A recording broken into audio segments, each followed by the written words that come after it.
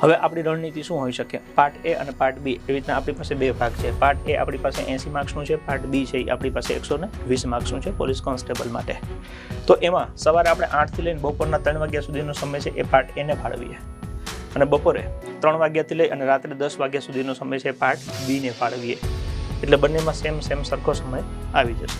અહીંયા બપોરે જમવાનું આવી જશે, તો અહીંયા રાતનું જમવાનું આવી જશે, જે બી તમે સમય ફાળવો હોય. હવે એના સિવાય માની લો કે જે વ્યક્તિને એવું લાગે કે મારું પાર્ટ એ અઘરું છે અથવા તો બહુ નબળું પડે છે, જેમાં મારે બહુ માર્ક્સ કવર નથી થતા, તો રાત્રે 10 વાગ્યા પછી એને એક્સ્ટ્રા ટાઈમ પાર્ટ એને ફાળવવાનો.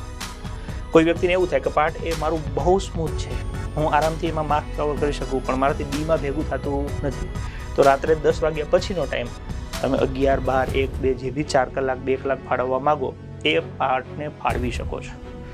રાત્રે 10 થી 12, 1 કે 2 જે બી તમારી ક્ષમતા પ્રમાણે, ઓકે, એ તમે જે ખૂટતું હોય, જે પાર્ટમાં તકલીફ પડતી હોય, જેમાં માર્ક્સ ઓછા થતા હોય એને સમય ઝાઝો આપવાનો, જેથી એમાં માર્ક્સ વધવાની શક્યતા વધી જાય છે. એટલે આ બે પેરેલલ તો થઈ ગયું. એના સિવાય એક્સ્ટ્રા સમય દરેક વિદ્યાર્થીની પોતાની જરૂરિયાત પ્રમાણે ફાળવી શકાય છે.